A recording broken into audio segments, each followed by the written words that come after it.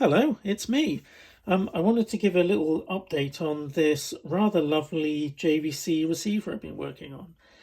It's a JVC R-S5L, made in 1979, I believe, so it's a little bit younger than me, and I've been really enjoying working on it. When I got it, it was not working on the left channel, if I remember correctly, and the right channel had a really bad DC offset on the speaker terminals. DC offset is not good because it can damage speakers, and it means that there's something wrong in the output stage, which is this bit around here. And so yeah, in fact, actually, when I first got it, I plugged it in, and the dim bulb, which is this little thing here, this bulb here, this bulb comes on if the device plugged in through it draws a lot of power. So, for example, if I turn the voltage, if I turn the volume up on this amplifier, you can see the bulb's glowing because the amplifier's legitimately drawing a lot of power, and the light bulb is reflecting that. So it's a great way of seeing if there's a problem. And in fact, when I plugged this receiver in, actually it was kind of glowing all the time like that, which wasn't great to see. So the first thing I did was to fix some failed capacitors, and not these two big ones, although they're not in great shape, these two big ones, but I put them back in. There were two smaller ones that control the power going to the split rail power supply to the output stage. So once I'd replaced those capacitors, this circuit started coming back to life, which was great. And I do in fact have some music playing through it right now, which I don't think I can really play because probably copyright, but it's yeah, anyway, sure you probably got a gist of that. But I always like to, when these amplifiers have been for a long sleep, when I wake them up, play them some music from their original era. Just makes them feel a bit better, I suppose. I don't know, how would you feel if you'd been asleep for 20 years, 30 years, or maybe more actually, and you woke up to like Taylor Swift or Justin Bieber? I don't know. I don't think it would be what you wanted to hear. But anyway, yeah, I've got a 1979 playlist going. So anyway, so yes. So what I wanted to do was actually just break down what we're looking at here. So it's rather quite amazing, I think, the way amplifiers work. What we have is the mains comes in here, and then it goes to this block here, which is a transformer. The transformer drops the voltage down, in this case, to 22.5 volts there, sort of written on it. And then that lower voltage goes through to this section here, where there's a thing called a bridge rectifier and these smoothing capacitors. And this is the power supply. Collectively, these things are the power supply. And that's like the heart of the amplifier. It's pumping the power around.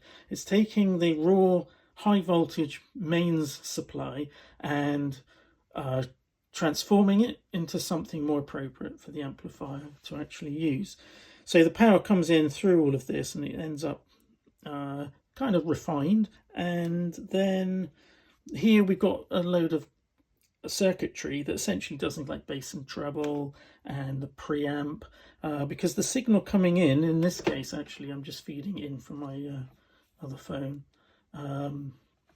it's pretty quiet, it's very low. So this section here amplifies it to make it the voltage higher, essentially. Amplifiers have two modes of operation. One is voltage and the other is current. When you put those two things together, you get power, of course, but there's a balance, isn't there, between the two? You can have more voltage and less current, and vice versa. In the case of this, initially it comes in and the voltage is amplified greatly, and then after that it goes into what's called the driver and then output stage. And this is this big bit here. This is the part that does the chunky the work. if you look at this amplifier output stage, you see that there are actually 4 transistors. There's a green, black, black, green. And this amplifier, I can tell just by looking at that, it's a 2-channel amplifier, and it's a push-pull Class B amplifier. Specifically, it's a Class AB, but hey, you know, let's not get technical.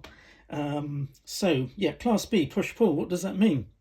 Class B push-pull means if you imagine the speaker is vibrating in and out to make the sound that you hear, one of these transistors deals with pushing the speaker cone out, and then the other transistor in the pair deals with pulling the speaker cone back in.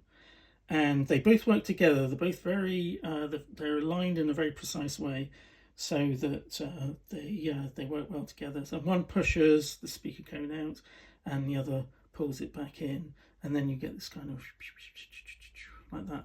And that's a class B amplifier. Class A, well, anyway, there's all sorts of classes. You know, how many letters are there in the alphabet? Class D. Oh, I don't know about Class D. Seems like a bit of like an animal, if you want my opinion. Class D. Hey, let's just modulate the power supply, you know, to whatever you want it to be. Class A is my favourite. I just love the simplicity of it, even though, you know, it's inefficient. Class B, or Class AB, like this one will be, Class AB is more, it's not as inefficient, and it's good quality. So pretty much every amplifier you run into these days is a variant of a Class B. So that's what this receiver is all about. Now that it's all working properly, I had to take out various transistors down here because the biasing was just totally wrong on the right channel. The broken capacitors were stopping the left channel from working, and then I had to recalibrate the biasing generally to ensure it was correct. And after that, just came back to life, which is fantastic. So now, the next stage with this, now that it's kind of fundamentally working, I am going to completely disassemble it and clean it, because it might not be obvious, but it's not looking great. It's got lots of mess that's just been... I picked it up from a guy, sorry about the rattling, the wobbling. I picked it up from a guy, and he was clearing out his dad's shed, and he brought it out to me in a suitcase, and I thought fantastic, that's just been protecting it. I don't know if it was in the suitcase for a long time, but it's looking great. Just needs a clean, that's all. It's fine. Just want to point out this thing here, which is not getting warm.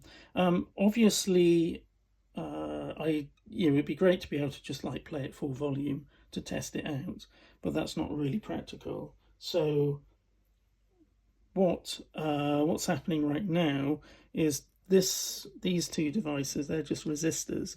They kind of pretend to be speakers, like this one here.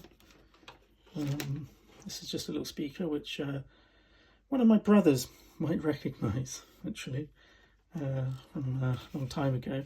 Now I'm reusing these. I just use them as bench test speakers, which they're great because they're a good sound, and they fit well onto my bench. Not, you know, they're not big. So yeah, this is a dummy load, and essentially I'm just pretending this kind of to the amplifier seems like it's just a pair of speakers, but of course they don't make a loud noise, which is great, but they do get quite warm as they have to dissipate all the heat. So that's it. This is, as I say, going to be almost certainly completely stripped down, cleaned, and then all the capacitors are going to be replaced, all of these bluey sort of things, and if you can see them. What we've got here is, you know, all these circuits are coming off of 50 years old, and these capacitors are a bit like batteries. they fail. They got liquid in them. It's actually quite nasty. The ones I had to replace had, spewed their guts all over all over the circuit, and I had to clean it all off. So yeah, I think there's probably about 40 of them in total, and it's going to take a little while to do, but it will be absolutely worth it. Just to give this beautiful receiver another shot of life. Yeah, so that's the plan. Thanks for watching.